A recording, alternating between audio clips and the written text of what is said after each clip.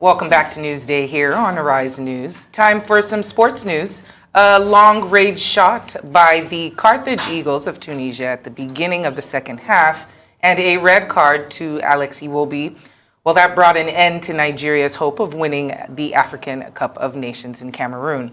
The group performances did not matter on Sunday as Nigeria topped Group D with 9 points in the first round, and Tunisia qualified for the second round as one of the 4 best losers from Group E.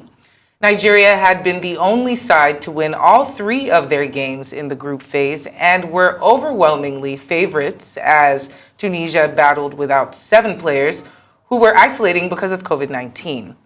There were few chances in the game, with Tunisia producing a stout defensive performance and looking for counter-attack opportunities. Well, for updates on the ongoing African Cup of Nations and global sport update, Aaron Akerejola joins us now, live from Cameroon. Hi, Aaron. Thanks for joining the program. A disappointing loss. Let's hear what it's like in Cameroon. How are the Eagles feeling? How are you feeling? What are the updates? I must actually say that, thank you very much, all the same. It's been some 12, 16 hours, and I must tell you that it's been anguish, pain, despair, regrets, what ifs, and a lot of question marks have been raised after that particular the shock loss, because we went into that game favorites. Now, also putting in the back that the coach of the side was down with COVID. There were talks that 10 other players were down with COVID. So they were going with a very, very lean side and a very, very weakened side. So for the Super Eagles not to be able to score a goal, my problem was not the fact that the Super Eagles conceded.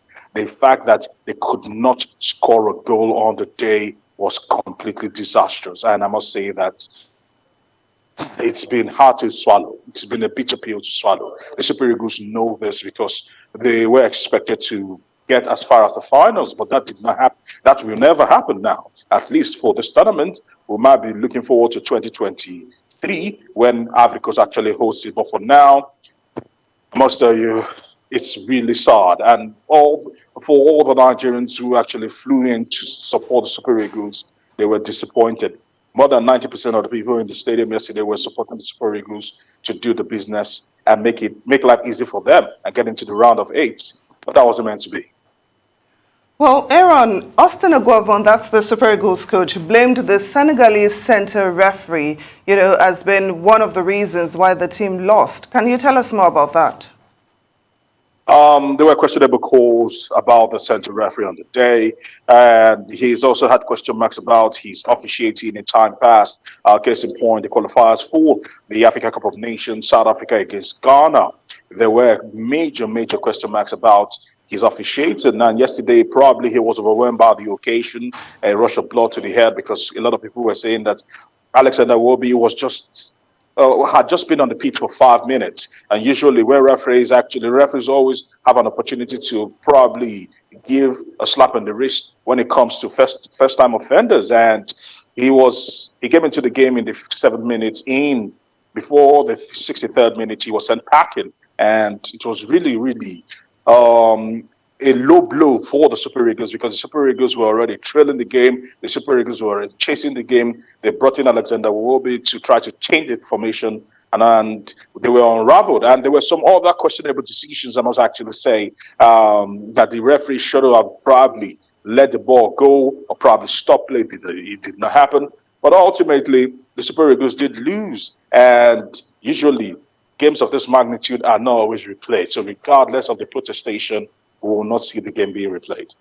And Aaron, I'm sure you know this already. Social media is awash with so many theories regarding why Nigeria or the Super Eagles lost. It will be interesting to sort of gauge your own reaction to why the Super Eagles lost. We've already talked about the referee. Perhaps you can now talk about or tell us what your theory is in terms of the president's phone call, the coach himself, the goalkeeper. Do you think was responsible, or the players themselves? What's your take?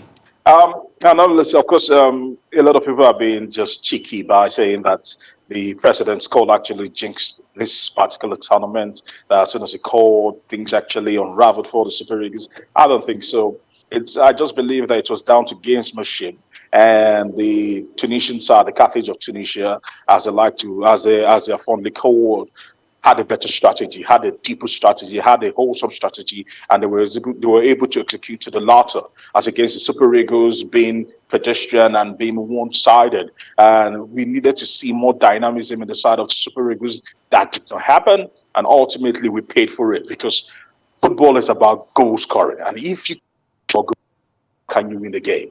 We considered the goal bad enough. The fact that we could not create enough chances, the fact that chances were few and far between, the fact that chances were half chances, didn't give Super Eagles the urge to probably go and win this particular game. It's unfortunate. This is how the cookie crumbled for the Super Eagles. They will need to go back, dig deep, and ask themselves, where did it all go wrong? Remember, we actually were missing some of the biggest players coming into this tournament, talking about the likes of Ojeju Gallo, who was not released by his club, Emmanuel Dennis, who is on Form 4 of the Hornets, talking about Watford in England, who was also not released by his club, Victor Osimhen also, who plays for SSC Napoli, who was also not released by his club. A lot of people are beginning to ask questions that if these guys were available, probably they would have been able to salvage something for the Super Eagles and probably save face for the Super Eagles, but that's are all maybes and what ifs. At the moment, the Super Eagles will need to go back and dig deep.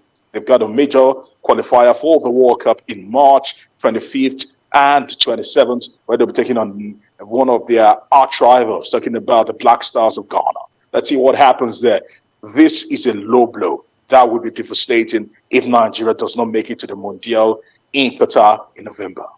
Well, we really hope that they do well so that March they can make us proud at that time. But really briefly, Aaron, now that we have crashed out as Nigerians, what nation should we be reluctantly allying with and to win the AFCON? Now, let's see. Of course, we know that the host talking about the Indomitable Lions of Cameroon will be in action today against the Minos. Comoros are decimated by COVID-19. Everyone will still be keeping faith with the Indomitable Lions to probably go through and make a nation proud. Cameroon have not hosted this Nations Cup in a very long time. This is an opportunity to host and win it. Let's see what actually happens later on today by 8 p.m. when they actually go out to play their own game. All right, Aaron, always a pleasure speaking with you. Hang in there on, for the rest of the AFCON, and thank you so much for joining the program this evening.